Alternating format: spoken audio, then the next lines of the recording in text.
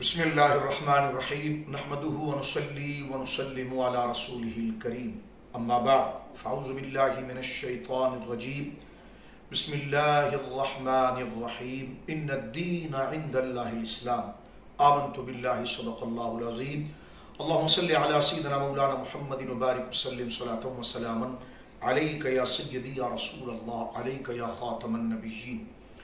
الحمدللہ اللہ رب العالمین جل وعلا جن پر فضل فرماتا ہے ان سے اپنے دین کی خدمت لیتا ہے، کیونکہ اللہ کا خود ارشاد ہے کہ اِنَّ عَلَيْنَا لَلْهُدَىٰ، لوگوں تک ہدایت اور فلاح کو پہنچانا یہ ہمارے ذمہ کرم پر ہے، اور عالم اسباب کے اندر وہ چند مخصوص نفوس قدسیاں ہوتی ہیں جو اللہ کے دین کی سربلندی کے لیے اور اس کے محبوب کی تفویض کردہ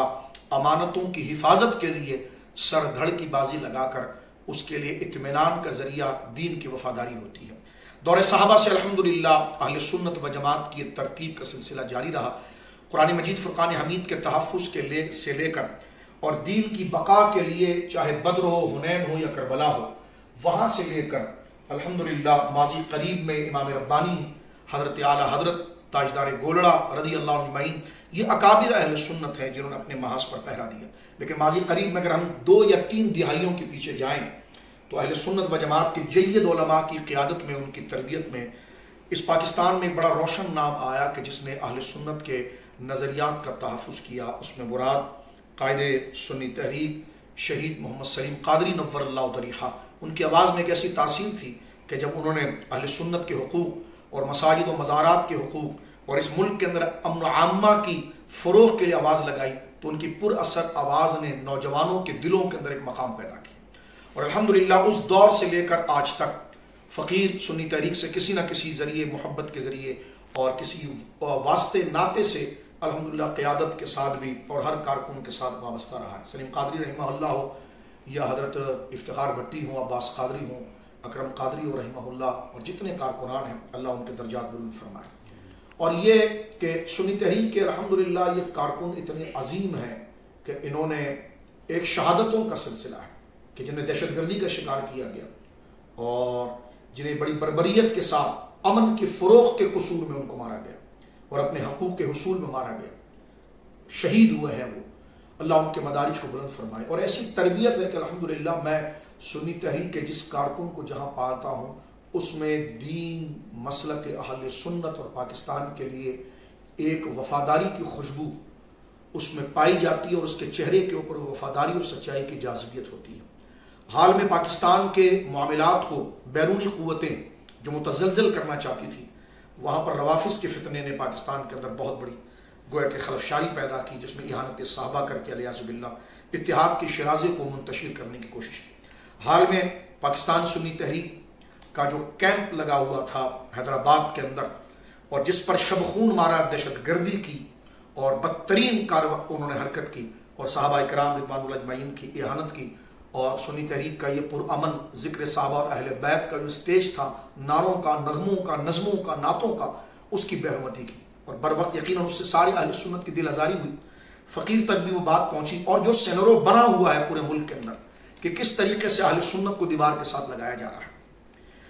اس تناظر میں ہمیں ظاہری جو اطلاعات آئی اس پر میں نے یقیناً ایک بیان دیا، لیکن اس کا تعلق کسی کارکن کی دل آزاری یا اس کے عزم اور استقامت اور اس کی وفاداری سے قطعاً اس کے ساتھ کوئی تعلق نہ تھا۔ ہر کارکن پر ہمیں اعتماد ہے الحمدللہ۔ میری ابھی چند یہ بزرگ افراد الحمدللہ جو تنظیم کی جان بھی ہے اور اہل سنت کے منظور نظر بھی ہیں، ان کی خدمات بھی ایک روشن ماضی بھی رکھتے ہیں، یہ الحمدللہ یہ مسجد تشریف لائے اور جو زمینی حقائق ہیں انہوں نے واضح کیے، جس کے بعد جو ہے کہ مجھے صورتحال مزید واضح ہوئی، اور میں صمیم قلب سے پاکستان سنی تحریک کے تمام رہنماؤں کا دلی طور پر مشکور ہوں کہ جنہوں نے وقت نکالا، جس میں حضرت مولانا قبلہ شاداب صاحب دامت برکاتہم العالیہ، حضرت مولانا شاہد غوری صاحب زید عمرہ، اور حضرت علامہ مولانا محمد طارق شہزاد مدنی صاحب جو جید عالم دین ہے اہل سنت و جماعت کے، دامت برکاتہم العالیہ، آپ تشریف لائے، اور میرے بھائی جناب محمد مبین قادری صاحب یقیناً ایک مخلص کارکن اور رہنما ہیں، جناب محمد سلیم قادری صاحب زیدہ شرف ہو، اور محمد فرحان قادری صاحب، میں ان کا بہت مشکور ہوں کہ یہ بزرگ شاہد غوری صاحب قبلہ اور شاداب بھائی جیسے شریف النفس بزرگ یقیناً جو ایک اس تنظیم کا ایک وقار ہے اور اعتماد ہے، یہ تشریف لائے اور انہوں نے فقیر کے سامنے اس کے ساق و سباق کو ذکر کیا، اور میں اس بات پر مکمل اعتماد کرتا ہوں کہ سنی تحریک الحمدللہ جس مضبوطی کے ساتھ اس مفہوم کو لے کر چل رہی ہے اور اس مقدمے کو اور اس قضیے کو حل کر رہی ہے، اس میں مداہنت اور کمزوری کہیں پر نہیں ہے، اور میں اپنی پوری بھرپور حمایت شاداب بھائی قبلہ کو اور شاہد غوری صاحب کو، علامہ صاحب کو اور سنی تحریک کے ہر کارکن کو الحمدللہ اس مشن میں اپنی مکمل بھرپور حمایت کا اعلان کرتا ہوں، اور مجھے ہر کارکن پر جو وہاں پر موجود تھے، الیاذ باللہ کبھی ہمارے حاشیہ خیال میں بھی نہیں آیا کہ کسی نے بزدلی دکھائی ہو، سلیم قادری کا تربیت یافتہ ہو، عباس بھائی کا تربیت یافتہ ہو رضی اللہ عنہما، اور وہ بزدلی دکھا کے جائے۔ میں کیا، ہم نے تو زندگی گزاری ہے ان کے ساتھ، میں سمجھتا ہوں جس نے سنی تحریک کے ساتھ 4-5 دن بھی گزارے وہ سلیم بھائی اور عباس بھائی افتخار بھٹی رحمہ اللہ کے تربیت یافتہ کے لیے منفی سوچ نہیں رکھ سکتا، لہٰذا ان منفی پروپیگنڈے کو ہم کنڈیم کرتے ہیں اور تنظیم کے خلاف کی جانے والی ہر سازش کو ہم کنڈیم کرتے ہیں، اور دعا کرتے ہیں اللہ رب العالمین پاکستان سنی تحریک کے ہر کارکن کو زندہ سلامت رکھے، آباد رکھے، اسے اپنے بچوں کی خوشیاں عطا فرمائے، صحت و ایمان دے، اور اس کے سینوں کو جس طرح